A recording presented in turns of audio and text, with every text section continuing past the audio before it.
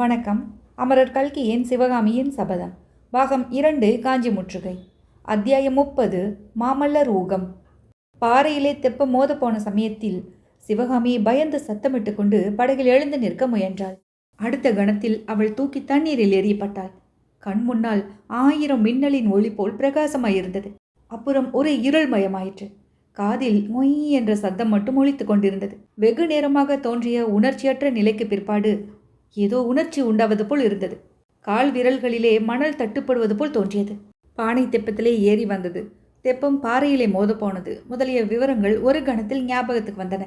உடனே தான் தண்ணீருக்குள்ளே மூழ்கியிருப்பதும் மூச்சை விடுவதற்கு கஷ்டப்படுவதும் உணர்வில் தோன்றியது.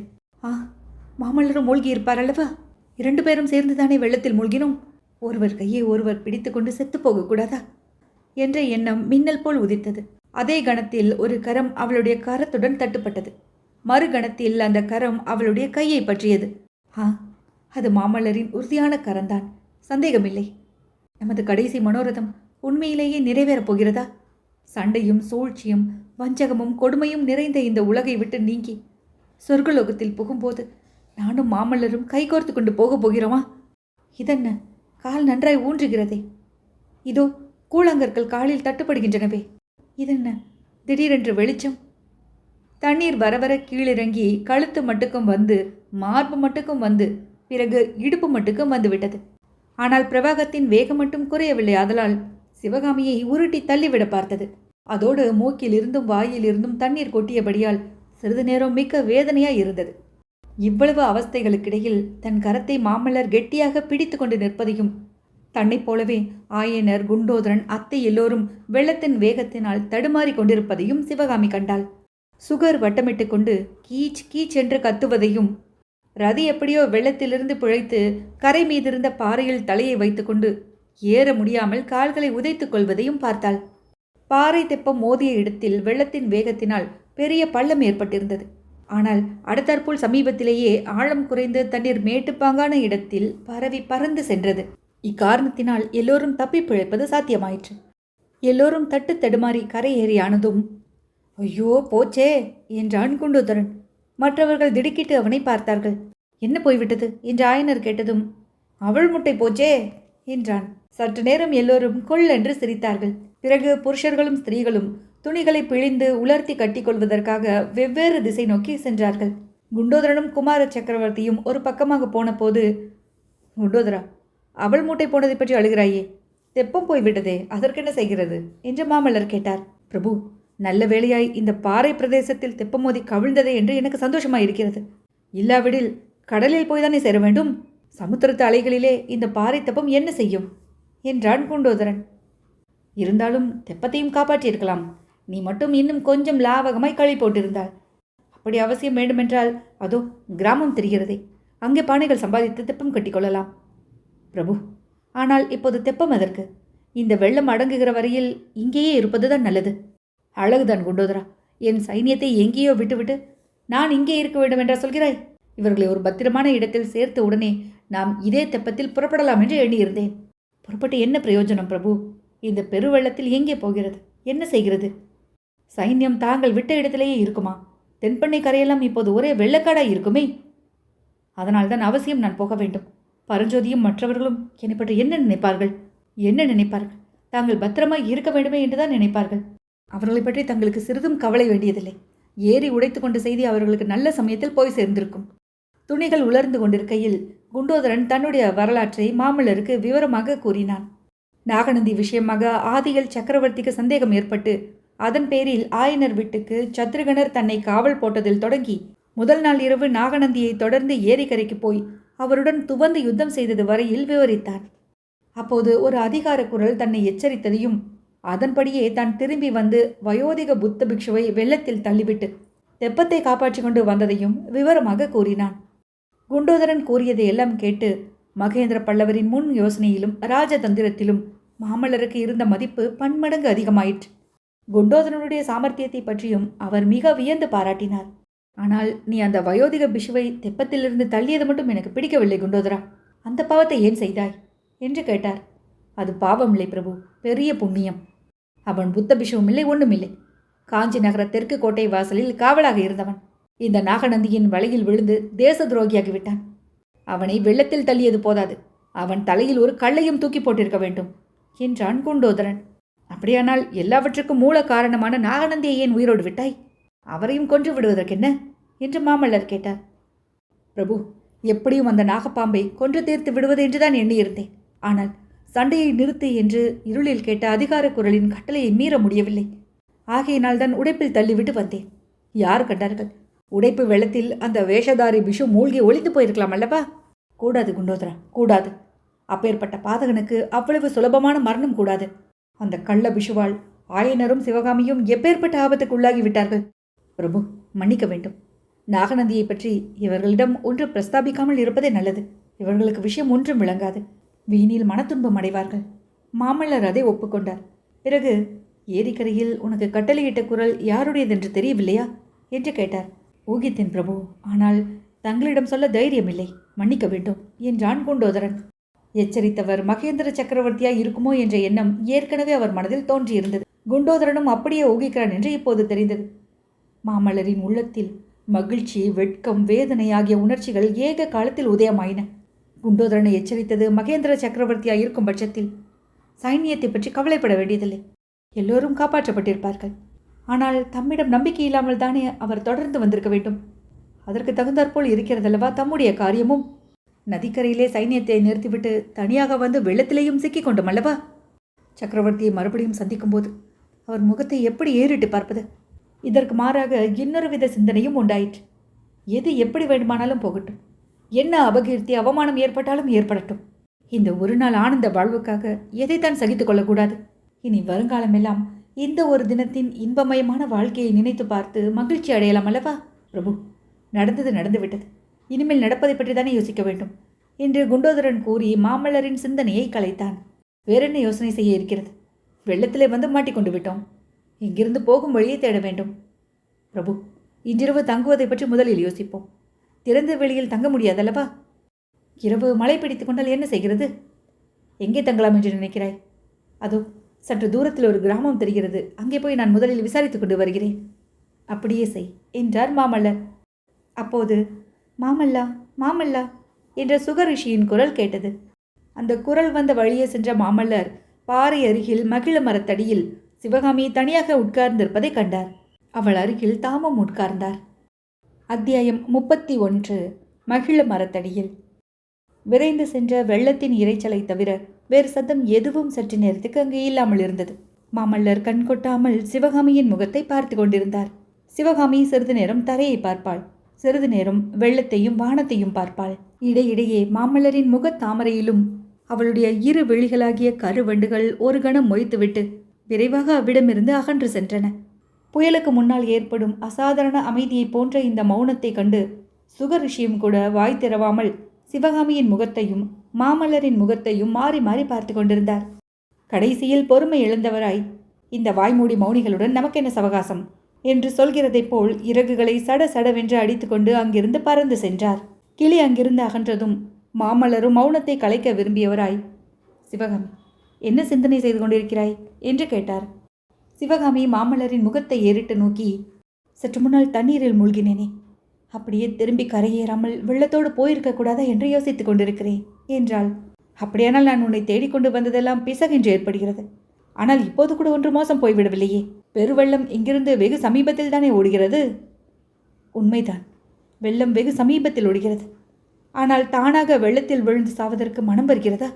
அதுவும் நீங்கள் அருகில் இருக்கையில் என்று சிவகாமி கூறிய போது அவளுடைய கண்களில் கண்ணீர் தழும்பிற்று. இதென்ன, ஏதாவது சந்தோஷமாக பேசலாம் என்று பார்த்தால் நீ இப்படி ஆரம்பித்து விட்டாயே. பிரபு, இன்றைய தினத்தைப் போல் நான் என்றைக்கும் ஆனந்தமாக இருந்தது கிடையாது. அதனால்தான் இன்றைக்கே என் வாழ்நாளும் முடிந்திருக்கக்கூடாது என்று தோன்றுகிறது. அழகா இருக்கிறது நீ ஆனந்தம் கொண்டாடுகிற விதம். சென்ற ஒரு வருஷ காலமாக நான் அனுபவித்த துன்பத்தையும் வேதனையையும் அறிந்தால் இப்படி தாங்கள் சொல்ல மாட்டீர்கள். துன்பமா? உனக்கு என்ன துன்பம் நேர்ந்தது? ஏதாவது உடம்பு அசௌகரியமா? ஏன் எனக்கு சொல்லி அனுப்பவில்லை? உடம்பு ஒன்றுமில்லை பிரபு. உடம்பு 3 வேளையும் சாப்பிட்டு கொண்டு ஆடை ஆபரணங்கள் அணிந்து கொண்டு சௌக்கியமாய்த்தான் இருந்தது. எல்லா துன்பத்தையும் வேதனையையும் உள்ளந்தான் அனுபவித்தது. ஆனால் துன்பமும் வேதனையும் உனக்கேன் வர வேண்டும்? யாராவது உன்னை உபதிரவப்படுத்தினார்களா என்ன? உன் தந்தை ஆயனர் அதை தடுக்காமல் என்ன செய்து கொண்டிருந்தார்? சிவகாமி எதை குறிப்பிட்டு இவ்விதமெல்லாம் பேசுகிறாள் என்பது பல்லவகுமாரருக்கு தெரிந்துதான் இருந்தது. எனினும் அவள் வாயினால் சொல்லி கேட்பதற்காகவே அவ்விதம் புரிந்து கொள்ளாதவர் போல பேசி வந்தார். அதற்கு சிவகாமி, ஒருவராலும் எனக்கு ஒரு உபத்திரவமும் ஏற்படவில்லை. காட்டிலே வளர்ந்த பேதை பெண்ணாகிய எனக்கு பேச தெரியவில்லை பிரபு. என் மன வேதனைக்கெல்லாம் காரணம் தங்களை மறக்க முடியாமைதான் என்று கூறி கண்களிலிருந்து கலகலவென்று கண்ணீர் வடித்தாள். மாமல்லர் ஆர்வம் பொங்கிய கண்களினாலே அவளை பார்த்து, இவ்வளவுதானே சிவகாமி? அதற்கு இப்போதேன் கண்ணீர் விட வேண்டும்? நானும் தான் உன்னுடைய நினைவில் எவ்வளவோ வேதனைகளை அனுபவித்தேன். என்னுடைய ஓலைகளையெல்லாம் நீ படிக்கவில்லையா? தாங்கள் எழுதியிருந்த ஒவ்வொரு எழுத்தையும் மனப்பாடம் செய்திருக்கிறேன். ஒவ்வொரு ஓலையையும் 100 தடவை ரதிக்க படித்து காட்டியிருக்கிறேன். ஓலையை படிக்கும்போது சந்தோஷமாயிருக்கும், அப்புறம் அவ்வளவுக்கு அவ்வளவு வேதனை அதிகமாகும். தங்கள் பேரில் கோபமாய் வரும். சிவகாமி, உனக்கு என் பேரில் கோபித்துக் கொள்ளும் சௌகரியமாவது இருந்தது. எனக்கு அது கூட இல்லை அல்லவா? யாருடைய துன்பம் அதிகம் என்று சொல். என் பேரில் தாங்கள் கோபித்துக் கொள்ளவில்லையா? அப்படியானால் அசோகபுரத்து புத்த விகாரத்தின் வாசலிலே என்னை பார்த்துவிட்டு ஒரு கன நேரம் கூட தாமதிக்காமல் போனீர்களே, அது ஏன்? என் பேரில் இருந்த அன்பினாலேயா? ஆம் சிவகாமி, நான் வரும் வரையில் அரண்ய வீட்டிலேயே இருக்கும்படி சொல்லியிருந்தும் நீங்கள் கிளம்பி வந்து விட்டீர்களே என்று எனக்கு சிறிது கோபமாகத்தான் இருந்தது. ஆனால் அன்றிரவே புயலையும் மழையையும் பொருட்படுத்தாமல் நான் வரவில்லையா? எவ்வளவு முக்கியமான காரியங்களை விட்டுவிட்டு வந்தேன் தெரியுமா? இப்போது கூட அங்கே என்ன நடந்திருக்கிறதோ என்னவோ அதையெல்லாம் மறந்துவிட்டு உன்னுடைய பொன் முகத்திலே ஒரு பொன் சிரிப்புக்காக காத்து கொண்டிருக்கிறேன். நீயோ கண்ணீர் விட்டு என்னை கலங்கடிக்கிறாய். எல்லாம் உங்களால் ஏற்பட்ட மாறுதல் தான். 2-3 வருடத்துக்கு முன்னால் ஓயாமல் சிரிப்பும் சந்தோஷமுமாகத்தான் இருந்தேன். காட்டில் எதேச்சியாக திரியும் மானை போல் துள்ளிய விளையாடி கொண்டிருந்தேன். என் தந்தை கூட என்னை அடிக்கடி, இப்படி சிரிக்காதே சிவகாமி, பாஞ்சாலி சிரித்துதான் பாரத போர் வந்தது, பெண்கள் அதிகமாக சிரிக்கக்கூடாது என்று எச்சரிப்பதுண்டு. அந்த சிரிப்பும் குதூகலமும் இப்போது எங்கே போய்விட்டது? நினைத்தால் எனக்கே ஆச்சரியமாக இருக்கிறது. சிவகாமி, நீ சிரிப்பும் சந்தோஷமுமாக இருந்த காலத்தை பற்றி பேசு. உன் குழந்தை பிராயத்தை பற்றி சொல். அந்த நாட்களை பற்றி கேட்க வேண்டும் என்று எனக்கு ஆவலாக இருக்கிறது என்றார் நரசிம்மர். மேலும் அவர் வற்புறுத்தி கேட்டதன் பேரில் சிவகாமி சொல்லத் தொடங்கினாள். நான் சின்னஞ்சிறு பெண்ணாயிருந்த போது என் தந்தையின் செல்வ கண்மணியாய் வளர்ந்து வந்தேன். அரண்யம் சூழ்ந்த சிற்ப அரண்மனையிலே நான் ராணியாயிருந்து தனி அரசு செலுத்தினேன். என் தந்தையிடம் சிற்பக்கலை கற்றுக்கொண்ட சீடர்கள் என்னிடம் பயபக்தி கொண்ட பிரஜைகளாய் இருந்து வந்தார்கள். கண்ணிமையை அசைத்தால் போதும் அவ்வளவு பேரும் விரைந்து ஓடி வந்து என்ன பணி என்று கேட்பார்கள். அப்போதெல்லாம் எனக்கும் கவலை என்பதே தெரியாது, துன்பம் என்பதை நான் அறிந்ததில்லை.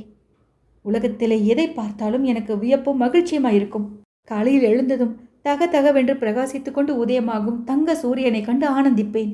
மாமரங்களில் தளிர்த்திருக்கும் இளஞ்சிவப்பு நிற தளிர்களைக் கண்டு களிப்படைவேன். மரம் செடி கொடிகளில் புஷ்பிக்கும் விதவிதமான வர்ண மலர்கள் எனக்கு எல்லையற்ற மகிழ்ச்சி அளிப்பதுண்டு. செடி கொடிகளுக்கு மத்தியில் ஆடிக்கொண்டே பறக்கும் பட்டு பூச்சிகளை ஓடி பிடிக்க முயல்வேன். அவை என் கையில் அகப்படாமல் தப்பிக்கொள்ளும் போது கலீர் என்று சிரிப்பேன். மது உண்ட வண்டுகளின் ரீங்காரத்தை கேட்கும் போதெல்லாம் எனக்கும் ஆனந்த போதை உண்டாகிவிடும். காட்டு பறவைகள் இசைக்கும் கீதத்தை கேட்டு பரவசமடைவேன். இரவிலே அகண்ட வானத்தில் மின்னும் நட்சத்திரங்கள் எல்லாம் தங்களுடன் வந்து சேரும்படி என்னை கண் சிமிட்டி அழைப்பது போல் தோன்றும். அவற்றின் அழைப்பு கிணங்கி நானும் மனோரதத்தில் ஏறி உயர உயர பறந்து செல்வேன். சில சமயம் சந்திரனை பார்த்தால் எனக்கு அன்னப்பட்சியை போல் இருக்கும். அதன் மேல் ஏறிக்கொண்டு நட்சத்திரங்களுக்கிடையில் வட்டம் விட்டு கொண்டிருப்பேன். சில சமயம் நிலாமதியானது ஒரு அழகிய சிறு தோணியைப் போல் எனக்கு தோன்றும். அதன் மேல் ஏறிக்கொண்டு வானமாகிய நீலக்கடலில் மிதந்து வருவேன். வழியில் தென்படும் நட்சத்திர சுடர் மணிகளை எல்லாம் கை நிறைய அள்ளி அள்ளி மடியில் சேர்த்து கட்டிக்கொள்வேன். இப்படி குதூகலமாக காலம் போய்கொண்டிருக்கையில் என் தந்தை எனக்கு நாட்டிய கலை கற்றுக் கொடுக்க ஆரம்பித்தார். அது முதல் எனக்கு நடனக்கலை பைத்தியம் பிடித்துவிட்டது. சதா சர்வ காலமும் நாட்டியமாடிய வண்ணமாகவே இருந்தேன். காட்டுக்குள் விளையாட போனால் ஆடிக்கொண்டே போவேன். தாமரை குளத்தில் குளிக்கப் போகையில் என் கால்கள் ஜதி போட்டுக்கொண்டே போகும். அந்த நாளில் பூமியும் வானமும் ஒரு பெரிய நடன அரங்கமாக எனக்கு காட்சியளித்தன. தடாகத்தில் வண்ண தாமரைகள் தென்றல் காற்றில் அசைந்தாடும் போது அவை ஆனந்த நடனமாடுவதாகவே எனக்கு தோன்றும். வான அரங்கத்தில் விண்மீன்கள் விதவிதமான ஜதி பேதங்களுடன் நடனம் புரிந்து கொண்டு திரும்ப திரும்ப சுழன்று வருவதாக தோன்றும்.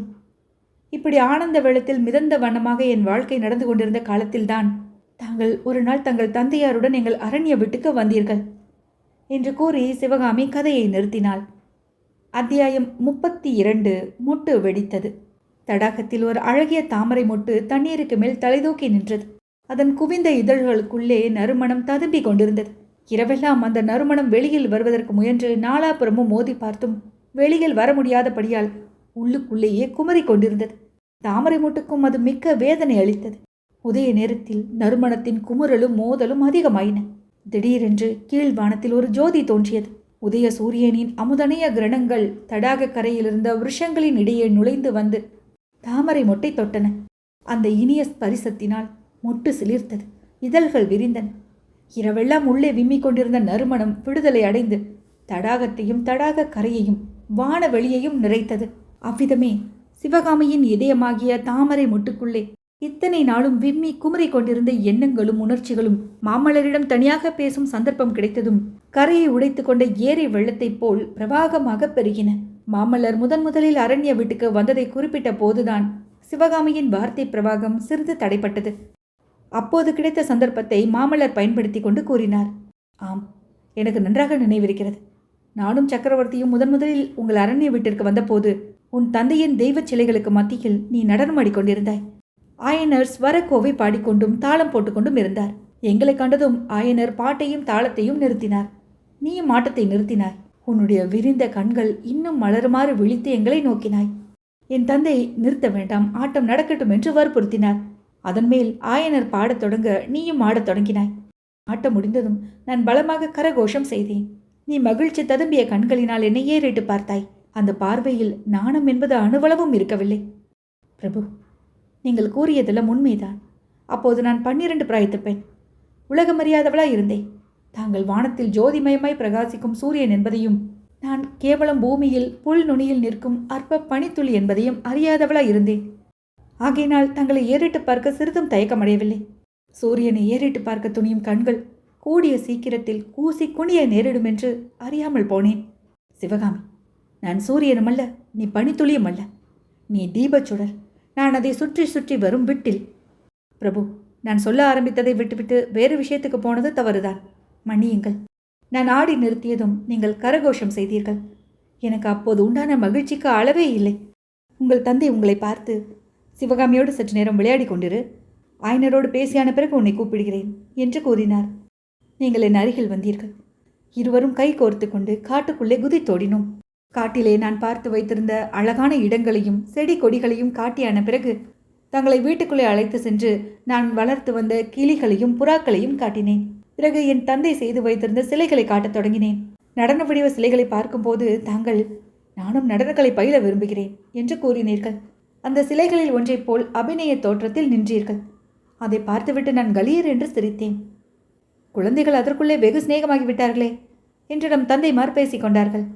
அன்று முதல் தங்களுடைய வருகையை நான் ஆவலுடன் எதிர்பார்க்கலானேன். குதிரையின் சத்தமோ ரதத்தின் சத்தமோ கேட்கும் போதெல்லாம் தாங்கள் தான் வந்து விட்டீர்கள் என்று என் உள்ளம் துள்ளி மகிழ்ந்தது. உதய சூரியனையும் பூரண சந்திரனையும் வண்ண மலர்களையும் பாடும் பறவைகளையும் பறக்கும் பட்டுப்பூச்சிகளையும் பார்க்கும்போது எனக்கு உண்டான குதூகலம் தங்களை பார்க்கும்போதும் உண்டானது. ஆனால் சூரிய சந்திரர்களிடமும் புஷ்பங்கள் பட்சிகளிடமும் பேச முடியாது. தங்களிடம் பேசுவது சாத்தியமாயிருந்தபடியால் தங்களை கண்டதும் பேச ஆரம்பித்தவள் மூச்சு விடாமல் பேசிக்கொண்டே இருப்பேன். உண்மைதான் சிவகாமி, அந்த நாளில் உன்னை பார்க்கும்போது உன் தந்தையின் அற்புத சிலைகளில் ஒன்றை பார்ப்பது போன்ற மகிழ்ச்சி எனக்கு ஏற்படும். ஆனால் சிலை பேசாது, நீயோ ஓயாமல் பேசுவாய். பறவைகளின் குரல் ஒளிகளில் எவ்வளவு பொருள் உண்டோ அவ்வளவு பொருள்தான் உன் பேச்சுகளிலும் இருப்பதாக எனக்கு தோன்றும். ஒன்றும் புரியாவிட்டாலும் நெடுநேரம் கேட்டுக்கொண்டே இருப்பேன். என் பேச்சைப் போலவேதான் நமது சிநேகமும் அப்போது அர்த்தமற்றதாய் இருந்தது. கொஞ்ச நாளைக்கெல்லாம் தாங்கள் சக்கரவர்த்தியுடன் தேச யாத்திரை சென்றீர்கள். அப்புறம் 3 வருட காலம் அரண்ய வீட்டிற்கு நீங்கள் வரவில்லை. மறுபடியும் எப்போதுமே தங்களை பார்க்க மாட்டோமோ என்ற ஏக்கம் எனக்கு சில சமயம் உண்டாகும். இல்லை, தாங்கள் எப்படியும் ஒரு நாள் வருவீர்கள் என்று தைரியம் அடைவேன். தாங்கள் வருவதற்குள்ளே நடனக்கலையிலே சிறந்த தேர்ச்சி அடைந்து விட வேண்டுமென்றும் தாங்கள் திரும்பி வந்ததும் அற்புதமாய் ஆட்டமாடி தங்களை திகைக்க செய்ய வேண்டுமென்றும் எண்ணுவேன். தாங்கள் மீண்டும் வரும்போது தங்களுடைய உருவம் எப்படி இருக்கும் என்று கற்பனை செய்து பார்க்க அடிக்கடி முயல்வேன். ஆனால் மனத்தில் உருவம் எதுவுமே வராது. கடைசியாக ஒரு நாள் தாங்களே வந்துவிட்டீர்கள். முற்றும் புதிய மனிதராய் வந்தீர்கள். நீயும் வெகுவாக மாறி போயிருந்தாய் சிவகாமி. உருவத்திலும் மாறி இருந்தாய், குணத்திலும் மாறி இருந்தாய். நான் எதிர்பார்த்தது போல் என்னை கண்டதும் நீ ஓடி வந்து என் கரங்களை பற்றி வீட்டுக்குள் அழைத்து போகவில்லை. தூண் மறைவிலே நாணத்துடன் நின்று கடைக்கண்ணால் என்னை பார்த்தாய். கலகலை என்று சிரிப்பதற்கு மாறாக புன்முறுவல் செய்தாய். அந்த கடைக்கண் பானமும் கள்ள புன்னகையும் என்னை கொன்றன. ஓடி வந்து முகமன் கூறி உங்களை வரவேற்க முடியாமல் ஏதோ ஒன்று என்னை தடை செய்தது. முன்னால் வரலாம் என்றால் கால் எழவில்லை. ஏதாவது பேசலாம் என்றால் நான் எழவில்லை. நின்ற இடத்திலேயே நின்றேன். என்னை நானே சிவகாமி, உனக்கு என்ன வந்துவிட்டது என்று கேட்டுக்கொண்டேன். அதே சமயத்தில் அப்பாவும், சிவகாமி, ஏன் தூண் மறைவில் நிற்கிறாய்? வந்து சக்கரவர்த்திக்கு நமஸ்காரம் செய். பல்லவகுமாரரை பார், எப்படி ஆஜானுபாகுவாய் வளர்ந்திருக்கிறார் என்றார். நான் தயக்கத்துடன் வந்து நமஸ்காரம் செய்தேன். அப்போது சக்கரவர்த்தி, ஹாய்னரே, சிவகாமியும் வளர்ந்து போயிருக்கிறார். முதலில் எனக்கு அடையாளமே தெரியவில்லை. கற்சிலை செய்வதோடு நீர் தங்கச்சிலையும் செய்ய ஆரம்பித்து விட்டீரோ என்று நினைத்தேன் என்றார். இதனால் என்னுடைய நாணம் இன்னும் அதிகமாகிவிட்டது. சற்று நேரம் பேசாமல் நின்றுவிட்டு அப்புறம் வீட்டிலிருந்து நழுவி காட்டுக்குள்ளே சென்றேன். தாமரை குளக்கரையில் உட்கார்ந்து எனக்கு என்ன வந்துவிட்டதென்று யோசித்துக் கொண்டிருந்தேன். சற்று நேரத்திற்கெல்லாம் என் பின்னால் மிருதுவான காலடி சத்தம் கேட்டது. ஆனால் நான் திரும்பி பார்க்கவில்லை. தாங்கள் வந்து என் கண்களை பொத்தினீர்கள். 3 வருஷத்துக்கு முன்னால் இப்படி கண்களை பொத்தும்போது நான் உங்கள் பெயரை சொல்லி கலகல என்று சிரித்து கைகளை தள்ளிவிட்டு திரும்பி பார்ப்பேன். இப்போது தங்களுடைய கரங்கள் என் கண்களை மூடிய போது என் தேகம் செயலற்று ஸ்தம்பித்தது. என் உள்ளத்திலோ ஆயிரக்கணக்கான அலைகள் எழுந்து விழுந்து அல்லோல கல்லோலம் செய்தன. பிறகு நீங்கள் என் பக்கத்தில் வந்து உட்கார்ந்து என் கையை உங்கள் கையோடு சேர்த்து கொண்டீர்கள். நான் செயலற்று சும்மா இருந்தேன். சிவகாமி, என் பேரில் கோபமா என்றீர்கள். நான் மௌனமாய் உங்களை பார்த்தேன். ஆம், கோபம்தான் போலிருக்கிறது என்று கூறி தங்களுடைய யாத்திரையை பற்றி ஏதேதோ சொல்லிக்கொண்டே போனீர்கள். ஆனால் நீங்கள் சொன்னது ஒன்றும் என் காதில் ஏறவே இல்லை. நீங்கள் என் அருகில் உட்கார்ந்திருக்கிறீர்கள். நம் இருவருடைய கரங்களும் ஒன்றுபட்டிருக்கின்றன. இந்த ஒரு உணர்ச்சி தான் என் மனதில் இருந்தது. அந்த நினைவு என்னை வான வெளியிலே தூக்கி கொண்டு போய் மேக மண்டலங்களின் மேல் மிதக்கச் செய்தது. தடாகத்து தண்ணீரில் மிதக்கும் தாமரை இலைகளின் மேலே நின்று என்னை நடனமாடச் செய்தது. தண்ணீருக்குள்ளே அமுக்கி கீழே கீழே கொண்டு போய் மூச்சு விட முடியாமல் என்னை திக்குமுக்காடு செய்தது. என்னை எத்தகைய அசடாக செய்து விட்டாய் நீ! நான் சொன்னதையெல்லாம் நீ வெகு கவனமாக கேட்டுக்கொண்டிருந்ததாக எண்ணியளவா என் யாத்திரை அனுபவங்களை எல்லாம் உனக்கு சொல்லிக் கொண்டிருந்தேன். கடைசியாக நீங்கள் விடைபெற்று சென்ற போது சீக்கிரத்தில் திரும்பி வருவேன் என்று சொல்லிவிட்டு சென்றீர்கள். அப்புறம் சில காலம் நான் தரையிலேயே நடக்கவில்லை. ஆனந்த வெள்ளத்தில் மிதந்து கொண்டே இருந்தேன். என் வாழ்க்கையில் ஒரு மகத்தான அதிசயம், அபூர்வமான புதுமை, யாருக்கும் கிடைக்காத அற்புதமான பாக்கியம் கிடைத்து விட்டதாக தோன்றியது. அதனால் என் கண்களுக்கு உலகமே புதிய தோற்றம் கொண்டது. வானத்திலும் பூமியிலும் அதுவரை காணாத வனப்புகளையெல்லாம் கண்டேன். மல்லிகையும் முல்லையும் செண்பகமும் அதற்கு முன் நான் என்றும் அறியாத நறுமணத்தை அளித்தன. நீல வானம் புது மெருகுடன் பிரகாசித்தது. பட்சிகளின் கானத்தில் புதிய இனிமை தென்பட்டது. மூங்கில் காடுகள் காற்றில் அசையும் போது உண்டாகும் சத்தம் முன்னெல்லாம் எனக்கு அழுகை சத்தமாக தோன்றும். இப்போது அதுவே ஆனந்த கீதமாக என் காதில் ஒலித்தது. செடிகளும் கொடிகளும் பட்சிகளும் பூச்சிகளும் ஆயிரம் குரல்களில், சிவகாமி, நீ கொடுத்து வைத்தவள், பாக்கியசாலி என்று ஆதரவோடு சொல்வதாக தோன்றும். இரவிலே வானத்து நட்சத்திரங்கள் முன் எப்போதையும் விட குதூகலமாக என்னை பார்த்து சிரித்தன. வெண்மதியாகிய தந்த தோணியின் மேலே அமர்ந்து வானக்கடலில் அந்த விண்மீன்களுக்கிடையில் சுற்றி வந்தபோது இப்போது நான் தனியாக சுற்றவில்லை. தோணியில் என் அருகில் நீங்களும் வீற்றிருந்தீர்கள். எல்லையற்ற உள்ள கடலிலே தாளாட்டிய சிந்தனை அலைகளுக்கு மத்தியில் மிதந்த வாழ்க்கை தெப்பத்தில் நான் மட்டும் தனியாக இருக்கவில்லை. பக்கத்தில் தாங்களும் இருந்தீர்கள். அப்போதெல்லாம் எனக்கு தானாகவே பாட்டு பாட தோன்றியது. ஆட்டத்தில் அளவில்லாத உற்சாகம் உண்டானது. நடனக்கலையில் நான் அடைந்த துரிதமான அபிவிருத்தியை கண்டு என் தந்தையை பிரமித்து போனார். சக்கரவர்த்தியும் நானும் கூட தான் அதிசயம் அடைந்தோம். பரத சாஸ்திரம் எழுதிய முனிவருக்கே எட்டாத நடனக்கலை வித்தையெல்லாம் உன் ஆட்டத்தில் வெளியாவதாக என் தந்தை அடிக்கடி சொல்வார். காஞ்சி மாநகரில் ராஜசபையில் அரங்கேற்றம் நடத்த வேண்டும் என்று அவர்தான் வற்புறுத்தினார். பிரபு, அந்த துரதிருஷ்டம் பிடித்த அரங்கேற்றம் நடக்கும் சமயத்தில் என் மனநிலை முற்றும் மாறிவிட்டது. அந்த மாறுதலை நினைத்தால் எனக்கு அதிசயமாக இருக்கிறது. 3 வருஷ பிரிவுக்கு பிறகு தங்களை பார்த்ததும் எனக்கு உண்டான சந்தோஷம், குதூகலம் எல்லாம் சில நாளைக்குள் எங்கேயோ போய்விட்டன. வர வர தங்களுடைய நினைவு எனக்கு மகிழ்ச்சி அளிப்பதற்கு மாறாக துன்பத்தை தர ஆரம்பித்தது. எதை பார்த்தாலும் பிடிக்காமல் போய்விட்டது. சந்திரனும் நட்சத்திரங்களும் வெறுப்பை அளிக்க தொடங்கின. பொழுது விடிந்தால் ஏன் விடுகிறதென்று தோன்றியது. இரவு வந்தால் ஏன் இருட்டுகிறதென்று தோன்றுகிறது. பூக்களை கண்டால் கசக்கி எரிய தோன்றியது. என் கண்களில் இருந்து தூக்கம் மாயமாய் போய்விட்டது. அருமையாக வளர்த்த மான் குட்டியையும் கிளியையும் வெறுக்க தொடங்கினேன். நடனக்கலையிலே கூட எனக்கு ஆசை குன்ற தொடங்கிவிட்டது. ஆட்டமும் பாட்டமும் என்ன வேண்டி கிடைக்கிறது என்று எண்ண தொடங்கிவிட்டேன். இந்த சமயத்தில் தான் அரங்கேற்றம் நடந்தது. அபசகுணம் போல் அது நடுவில் நின்று போனதில் எனக்கு திருப்தியே உண்டாயிற்று. அரங்கேற்றத்துக்கு பிறகு தாமரை குளக்கரையில் நாம் சந்தித்த போதும் நீ ஒரு மாதிரி வருத்தத்துடனே தான் பேசினாய். என்னிடம் வாக்குறுதி கேட்டாய். எனக்கு அதெல்லாம் பெரு வியப்பாய் இருந்தது. பிரபு, அச்சமயம் தங்களுடைய திருமணத்தை பற்றிய பிரஸ்தாபம் என் காதில் விழுந்தது. ஏற்கனவே வேதனைக்குள்ளாயிருந்த என் உள்ளத்தில் அது வேலினால் குத்துவது போல் இருந்தது. தாங்கள் எனக்கே முழுவதும் உரியவராய் இருக்க வேண்டும் என்று கருதினேன். தங்களை பார்க்காமல் ஒரு கணம் போவது ஒரு யுகமாயிருந்தது. என்னுடைய தூண்டுதலின் பேரில்தான் என் தந்தை காஞ்சிக்கு நாவுக்கரசர் பெருமானை பார்ப்பதற்கு வந்தார். அன்று நடந்ததை தாங்களே அறிவீர்கள். அன்று நடந்ததை மட்டுமல்ல சிவகாமி, உன் உள்ளத்தின் நிலைமையையும் அன்றைக்கு தான் தெரிந்து கொண்டேன். அதனால் தான் மறுநாளே கண்ணபிரானிடம் ஓலை கொடுத்து அனுப்பினேன். அந்த ஓலையிலிருந்து நான் காஞ்சிக்கு வருவது தங்களுக்கு விருப்பமில்லை என்று அறிந்தேன். தங்களை பார்க்காமல் நான் கழித்த 8 மாதமும் எனக்கு 8 யுகமாயிருந்தது. நாளுக்கு நாள் என் மன வேதனையும் நெஞ்சு வலியும் அதிகமாகி வந்தன. தங்களிடமிருந்து ஓலை வந்த 2 தினங்கள் சிறிது உற்சாகமாயிருப்பேன். பிறகு துன்பம் அதிகமாகிவிடும். தங்களை ஒரு நாளும் இனி பார்க்கப் போவதில்லை என்றும் என்னுடைய பகற்கனவு ஒரு நாளும் நிறைவேறப் போவதில்லை என்றும் தோன்றும். இப்படி எதற்காக உயிர் வாழ வேண்டும்? இந்த வாழ்நாளை முடித்துக் கொள்ளலாம் என்று அடிக்கடி எண்ணமிடத் தொடங்கினேன். இப்படியே கொஞ்ச நாள் இருந்தால் எனக்கு பைத்தியமே பிடித்து விடலாம் என்று அடிக்கடி தோன்றியது. பிரபு, தங்களுடைய விருப்பத்தின்படி அரண்ய வீட்டிலேயே காத்திராமல் ஏன் யாத்திரை கிளம்பி வந்தேன் என்று இப்போது தெரிகிறதா என்று சிவகாமி முடித்தாள். தெரிகிறது சிவகாமி. இப்படி பிரளய வெள்ளத்தில் அகப்பட்டு கொண்டு 2 பேரும் திண்டாட வேண்டும், இந்த ஜனசூன்யமான ஏகாந்த தீவிலே வந்து ஒதுங்க வேண்டும் என்பதற்காகத்தான். இது தெரியாதா என்ன என்று மாமல்லர் சொல்லிக் கொண்டிருக்கும் போதே அந்த தீவை பற்றிய அவருடைய வார்த்தையை பொய்ப்படுத்தி கொண்டு சற்று தூரத்தில் வாத்திய கோஷங்களும் ஜனங்களின் ஆரவார ஒலிகளும் கேட்டன. இருவரும் திடுக்கிட்டு எழுந்திருந்தார்கள். நன்றி.